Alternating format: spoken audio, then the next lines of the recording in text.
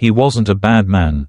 In fact, most people would have described him as admirable, stable, reliable, even quietly successful, the kind of man who didn't raise his voice, who paid his taxes on time, who knew the names of his neighbors' children but never asked too many questions. He wore muted colors, buttoned his shirt to the second to top button, and kept his hair just long enough to be professional but not expressive. And he worked, constantly. He was a regional logistics director, which meant long hours, unpredictable flights, time zones that turned his days into blur, freight, schedules, distribution centers, contracts. He spoke in words that meant nothing to the world outside of cargo. And that suited him fine. The less people asked, the less he had to explain. His phone never rang aloud. Always on vibrate, notifications silenced, emails filtered. He had passwords on everything, not because he was hiding anything, but because he said he valued focus. That was the word he used often, focus. He had built a career on structure, and that structure followed him home. His wife, Claire, noticed the change slowly. At first, it was small. He used to call from airports, send pictures from hotel rooms, text her a funny meme in the middle of the day. After the promotion, those moments dried up. When she asked, he said, "Meetings are non-stop. I barely have time to breathe." She believed him, because why wouldn't she? He was never cruel, never shouted, never forgot anniversaries. He brought home dinner on Friday nights, remembered how she liked her wine, always kissed her on the cheek before bed. But there was a gap, a space between them filled with pleasant silence. He wasn't absent physically, he was there, sitting beside her on the couch, eating dinner at the same table, sleeping in the same bed. But presence is not the same as connection. When she laughed at something on her phone, he looked up and smiled, then returned to his screen. When she cried during a movie, he handed her a tissue without asking why. When she touched his arm in the kitchen, he acknowledged it with a small nod, but didn't linger. He was kind, but kindness without presence can feel like absence. Claire began to live between breaths, pauses in his sentences, gaps in his schedule. She waited for conversations that never arrived, waited for questions he didn't ask, waited for the version of him she once knew, the one who used to press his forehead to hers at night, whispering, "What would I ever do without you?" That man had become a ghost, a shadow beneath the collar of a well-ironed shirt, a schedule printed in neat columns. She tried. She set up date nights, cooked his favorite meals, bought new lingerie, but he'd respond with distracted compliments, half smiles, polite gratitude, always warm, never passionate, always present, never engaged. At night, he scrolled through his phone with the screen tilted slightly away, not hidden, just angled, subtle, like everything else about him. She wanted to ask him outright, "Are you still in love with me?" But the question felt too dramatic, too heavy, and she already knew how he would respond. "Of course I am. Why would you even ask that?" Because it's not the words that matter, it's the space they occupy. And lately, there was so much space. Their marriage looked fine from the outside. A modern couple with 2 incomes, no children, a condo in a good neighborhood, matching luggage for weekend trips. There were no bruises, no shouting matches, no slammed doors, just slow erosion. Every evening, Claire poured wine and sat on the balcony. He'd join her 10 minutes later, sip once, then go back inside to wrap up a few things. His laptop glowed late into the night. She'd wake at 3 a.m. to find the other side of the bed cold. He wasn't cheating, not that she knew, not yet. He wasn't lying, he wasn't cruel, he just wasn't there. And sometimes, the loneliest place in the world is lying beside someone who no longer reaches for you. When he left for another conference, she drove him to the airport. They made small talk about traffic, weather, his hotel. He kissed her cheek, smiled, promised to call that night. She nodded, watched him walk through the terminal doors. She sat in the car 10 minutes before driving home. The house felt quiet in a different way. Not empty, just unoccupied. That night, she lit a candle in the kitchen. Not for ambience, for comfort. For proof that something in that house still flickered. And she opened the TV, looking for something to distract her. She would find more than distraction. She would find him, not in person, but in a video he never meant her to see. A video saved to an account he forgot he had left signed in. And in that moment, the man of silence would finally speak. Through a screen. And through everything he never said aloud. Claire hadn't planned on watching anything that night.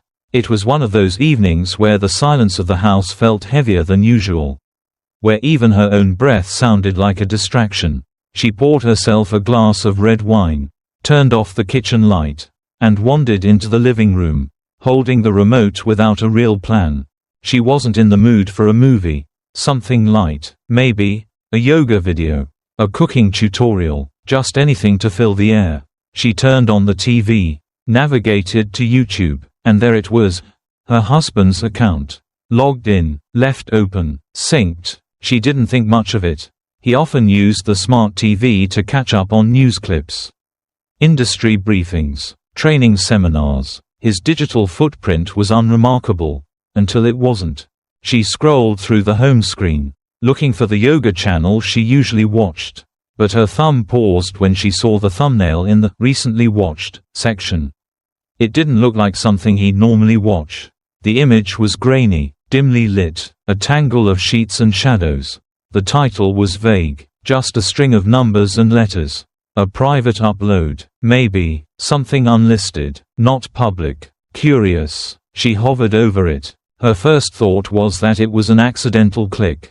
Maybe he'd been sent a spam link. Maybe it was a misfire from an ad. But something about it held her attention, not just the visual, but the familiarity in the shape of the room, the sounds barely muted in the preview bar. Something didn't feel random. She clicked play. The screen filled with the image of a hotel room. Not a studio, not a set, something real. The curtains were drawn. The bedding was a patterned gray-blue. The camera wasn't professionally positioned. It was propped on a surface, slightly askew. The audio came in slowly, quiet murmurs. And then unmistakably, breathing. Then laughter. Low, intimate laughter. And it punched her in the chest. Because she knew that laugh. Had known it in the dark. In kitchens. In the backseat of cars long before they had money. It was his. Her husband's. She froze. On screen, the figures shifted. One of them stepped closer to the camera, briefly blocking the view, and when his face turned, just for a second, the confirmation became irrefutable. It was him. Not someone who looked like him. Not a mistake of shadows or angles.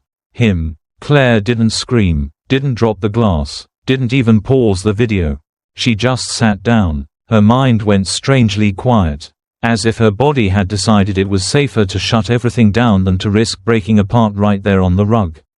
She reached for the remote and stopped the video. The image lingered on the screen for a moment before the app reset. YouTube's main menu reappeared, neutral and oblivious. She went to Watch History.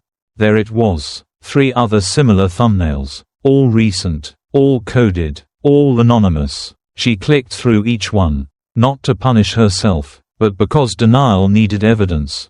And evidence was what she had now. Each video held some variation, different rooms, different lighting, different angles, but the same man, her husband, his voice, his hands, his laughter, and not with the same woman. That was what hollowed her. Claire stared at the screen, trying to understand what she had seen. Not just the acts, but the ease, the comfort, the habit. This wasn't an accident. This wasn't a moment of weakness. It was a pattern. She turned off the TV, not because she was done, but because she couldn't bear to hear his voice again. Not like that. She walked to his office and opened his work laptop. It was password protected, but she knew the combination. It hadn't changed in years. She opened his browser. The same videos, bookmarked, labeled, sorted by date. Some had been downloaded. Some had been edited. One folder was titled simply, Meetings. Claire didn't touch anything. She didn't take screenshots. She didn't forward files. She just looked. And then, she closed the laptop. She sat down at his desk and stared at the blank wall for a long time. Not crying, not moving, just breathing, barely. The man who had built a life of silence had finally spoken. And technology had remembered everything he tried to forget. She didn't sleep that night. Not truly, not in the way that gives your body rest or your mind peace.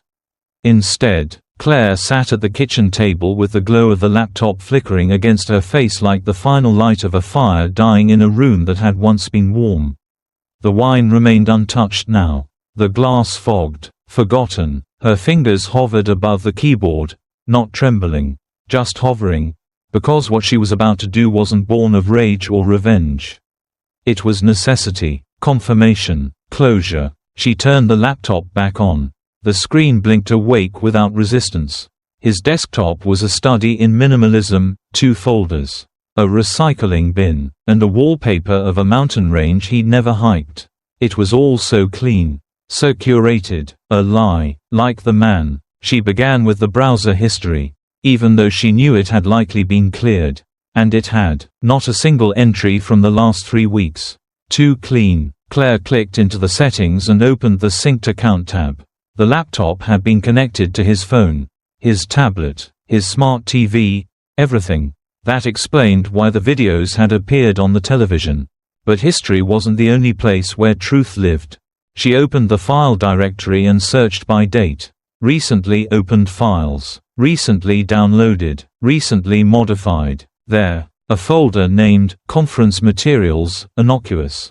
Boring. Safe. She clicked it. Inside were subfolders labeled by cities: Hanoi, Da Nang, Singapore. At first, each contained standard work files, slides, PDFs, shipping reports. But then came a folder titled Personal Reference. A single click opened a string of video files, all in MP4 format. No titles, just timestamps. Claire played one. The camera faced a bed, a half-drawn curtain, and a man sitting shirtless on the edge of the mattress. He laughed, not forced, not cautious, free, the same laugh she hadn't heard in years. She paused the video before anything more played. She didn't need the details. The summary was already carved into her.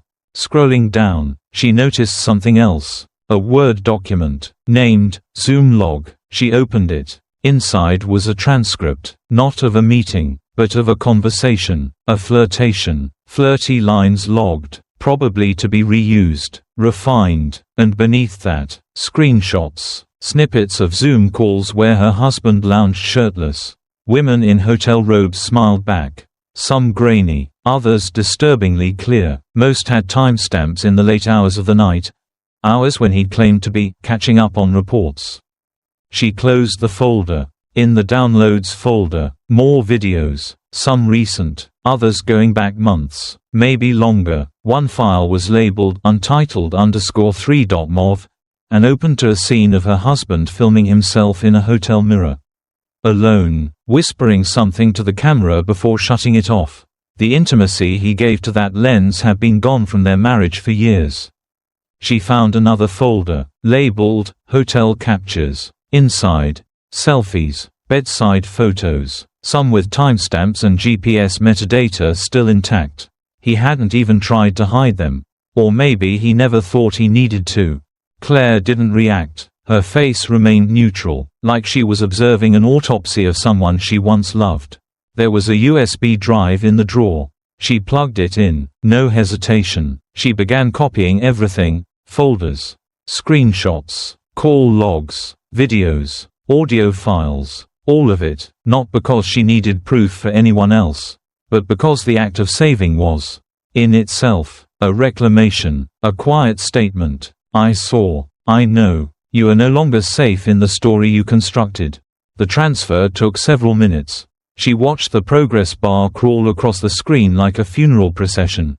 Once finished, she ejected the drive, closed the laptop, and slid both into her purse. She stood up. Her knees didn't buckle, her heart didn't race. She didn't feel fury or grief or even betrayal. What she felt was clarity. The clarity of someone who had stepped into a burning building and now saw exactly where the fire started, and where it would end. She returned to the living room, sat back down on the couch.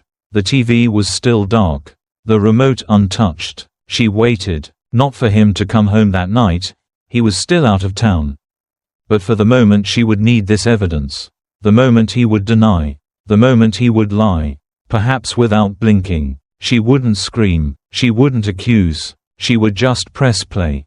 And let his own voice be the one to end everything. Not hers. Claire leaned back and stared at the ceiling, where shadows danced faintly from the dim lamp. In that stillness, she understood something deeply. Sometimes the truth doesn't need confrontation. It only needs patience, and a screen big enough to show the lie in full size.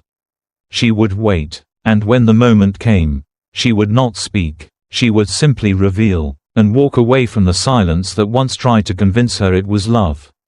He arrived home just after 7, the same way he always did, coat in one hand, work bag in the other, Bluetooth earbuds still in place like they were stitched into his ears. Claire heard the familiar shuffle of keys, the faint sigh he let out as he stepped inside, and then the predictable clatter of his laptop bag being placed by the hallway table. She was already in the living room, sitting quietly on the sofa, one leg tucked beneath her, arms resting gently in her lap. The television was off, the air was still, the only thing out of place was the remote on the coffee table, pointed intentionally toward the screen, and the faint glow of the USB drive plugged into the back of the TV. He walked in and offered her a tired smile.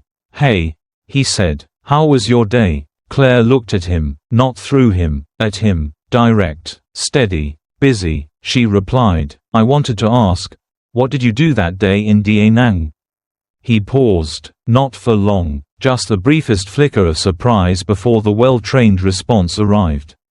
"Work, of course," he said lightly. "You know how those trips are. Long days, meetings, barely get time to breathe." He moved to set down his phone. "Why?" She gestured to the couch across from her. "Sit," she said. He chuckled softly, like she was being overly formal. "What's going on?" "Just sit." He obeyed, slowly, still smiling, but there was a new crease near his right eye, the beginning of unease. Claire picked up the remote and turned on the TV. The screen flickered to life. The file menu opened. She didn't select anything yet. She let the folder names sit there, legible in large font. Da Nang, Singapore, personal reference. He glanced at the screen, then back at her. "What's this? You tell me." He shifted slightly, his hand moved toward the remote, then thought better of it. "This isn't what it looks like. I haven't even played anything yet." Claire said, "But go ahead, tell me what it looks like." He leaned forward. "Someone hacked my drive." She blinked. "You think someone broke into your computer, created folders with dates matching your trips, and edited together videos of someone who looks exactly like you?" He scoffed. "Deepfake is very real now. People are doing insane stuff online." Claire didn't smile. She didn't flinch. She selected a file. It opened full screen. The hotel room appeared. The camera adjusted itself. And there he was, shirtless, laughing, his voice unmistakable. He watched for 5 seconds before turning away. "This is fake." "No, it's not." He laughed again, but this one was brittle. "Come on, Claire, you think I'd be stupid enough to film myself?" "You didn't film it," she said. "The laptop did. Auto record. And then you transferred it to that folder. You labeled it, meetings." He stood. "I don't know what kind of game this is. But you're making something out of nothing." Claire reached for the USB and pulled it from the TV. She handed it to him. "This is everything," she said. "Videos, screenshots, Zoom logs, metadata, time stamps. It's all there." He didn't take it. "I don't need to fight you about this," she continued. "I'm not here to argue. I just wanted to give you a chance to see it with your own eyes. And if you still want to lie, you can take this, walk upstairs, and practice your next version of the story." His mouth opened, then closed. He looked at the USB as if it were poisonous. Claire's voice was soft now. The account was synced to the TV. The browser history was saved. "You never logged out. Every click you made left a trail. You didn't just betray me. You left instructions. He finally reached out, took the USB slowly, but didn't speak. Claire stood. I'm not angry, she said, I'm done. He opened his mouth again, trying for another excuse, but the words died in his throat. She stepped past him, calm, collected. As she reached the hallway, she stopped and turned back one final time. You once told me that silence was your strength, she said, but it was also your disguise. Then she walked away, and behind her, he stood holding a drive that contained the full record of his own undoing. Faced not with a screaming confrontation, but with the unbearable sound of the truth, played on screen and wrapped in her silence. He disappeared for 2 days. No calls, no emails, no texts, just gone, as if the confrontation had peeled back the curtain and he could no longer play his role. Claire didn't look for him. She didn't text, didn't ask where he went. She already knew, whatever corner he'd chosen to hide in. He wasn't there to reflect. He was there to avoid. On the third morning, her phone buzzed. A single message. Can we talk? I mean, seriously talk. She stared at the screen for a long time, then typed back, Café Willow. Noon. It was a place they used to go on Sunday mornings. Back when their marriage still had flavor. Back when arguments were about which croissant to share, not whether love still existed in the silence between them. Claire arrived 15 minutes late. On purpose. He was already there, seated in the corner booth where they always used to sit. He looked smaller somehow, like guilt had shrunk him. He stood when he saw her, a reflex he hadn't performed in years. She didn't comment. Thanks for coming, he said as she sat down. She folded her hands in her lap and waited. He fumbled with the edge of his coffee cup. I've been thinking a lot. About what you said, about what I did. It wasn't meant to be ongoing. It just happened, and I know that sounds pathetic. But it was never about you. Claire tilted her head. Go on. Look, I messed up, badly. I lost track of what matters. I shouldn't have filmed anything. It was stupid, impulsive, a mistake. She nodded slowly, her voice even. A mistake. Yes. She reached into her bag and placed a folder on the table. Not thick, just a few pages inside. She didn't push it toward him. Just let it sit there like a truth that didn't need an invitation. 4 different cities, she said. 4 different hotels. 4 different women. His eyes flicked to the folder, then back to her. Claire. She cut him off, not harshly, calm, controlled. Something that happens once is a mistake. Something that happens 4 times is a pattern. It's a choice, and that's what you made. Repeatedly. He looked away. I know that now. She leaned in slightly, her voice almost gentle. You know what hurts the most? He didn't answer. Claire continued. It's not the sex. It's not even the deception. It's that I had to watch my own marriage end on a 55-inch screen. That the final version of Us came with a play button. And the man in the video, he smiled more than the man who came home to me. He pressed his fingers to his eyes. I never meant for you to see that. She nodded. And yet, you left the trail, as if some part of you wanted to be caught. Or didn't care if you were. There was a long pause. I can change, he whispered. Claire reached for her coffee, sipped, set it down again, then finally pushed the folder across the table. These are divorce papers. I had them drawn up yesterday. You'll find it fair. No spite. Just closure. He didn't move. I don't want an apology, she said. I want peace, and I want to never have to remember the way I felt watching that video. I want that to be the last time I ever see my marriage on a screen. His lips parted, but no words came. Claire stood, picked up her purse, looked at him for one long, final moment. You can keep the videos. I'm done with reruns. Then she walked away, leaving behind the man, the coffee, and the version of love that had required too much buffering just to feel real. He left the city a week later. No one knew exactly where. Not his colleagues, not his family, not the few friends they shared. It was like he had folded himself out of the frame. One day, his apartment lease was transferred.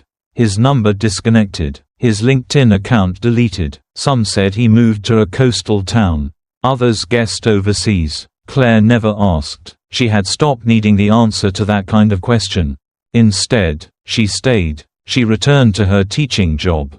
Quietly, methodically, the classroom, once just a source of income, became her refuge. Children didn't lie. They asked questions out loud. They needed you present, completely, in a way adults had long forgotten how to be. The mornings were structured, the lessons planned, and for the first time in a long while, her mind stopped trying to rewind. In the afternoons, she began therapy, not because she was broken, but because she refused to be brittle. There was a difference. Her therapist was gentle, a woman in her late 50s who didn't try to fix her. Instead, she listened, often in silence, the kind that didn't demand anything. At first, Claire said very little, but over time, the silence filled with fragments of what had happened. Not just the videos, or the lies, but the loneliness that preceded them. The years spent trying to explain absence as ambition, emotional vacancy as exhaustion, and how her forgiveness had turned, slowly, into self-erasure. The healing wasn't fast. It wasn't linear. Some days were so still she felt nothing at all. Other days, grief came roaring through like an old song with a bitter chorus. But eventually, the spaces between the pain grew wider. She laughed again. She read again. She began to remember herself before she was someone's wife, someone's placeholder. And then, nearly a year later, she was asked to speak at a local conference, an event called Women and the Digital Divide. Claire hesitated at first. She wasn't a tech expert. She didn't code or design. But the organizer told her plainly, "We want a story. A real one." And so she said yes. The room was modest. 40, maybe 50 people, women of all ages, professionals, students, artists. She stood at the front, holding only a remote to advance her slides, though she didn't really need them. She began like this: "Technology didn't destroy my marriage. It revealed what was already gone." A quiet fell over the room. "My story isn't unique," she continued, "but the way it came to light was. My husband's devices were synced, his laptop, his phone, our television. I didn't go looking. I turned on the TV one night and found myself watching a version of him I hadn't seen in years. Not just physically, emotionally, joyful, alive, with someone else." A few in the crowd shifted uncomfortably. Others leaned in. People say technology invades privacy. But it can also expose dishonesty. It doesn't forget. It records, syncs, timestamps. It remembers the things we try to hide. She paused, not for drama, but to let it land. But this talk isn't about betrayal. It's about trust, and how once it's gone, no algorithm can recover it. No password reset can fix it. No deleted video can unsee what's already been seen. She looked around the room. She saw heads nodding, eyes reflecting. "The remote is still in my living room. The TV too, but I haven't opened YouTube since. Not because I'm afraid, but because I know now that some truths don't need to be relived to be remembered." A hand raised during the Q&A. A younger woman, maybe in her 20s. "If you could tell him one thing now, what would it be?" Claire thought for a long moment, then said, "That I hope he's found what he was looking for. Because I have, and it was never in a screen. It was in remembering my own worth without needing a witness." Later that night, back home, Claire poured herself a glass of water and sat on the edge of the couch. The room was quiet. The remote lay untouched beside her. She smiled faintly, because some truths don't need sound. They don't need revenge or response. They only need to be known. And as she turned off the lamp, she whispered to herself, "You can delete the message, erase the history, rename the file, but tech doesn't forget, and when it remembers everything. And sometimes, that's not the curse, it's the gift."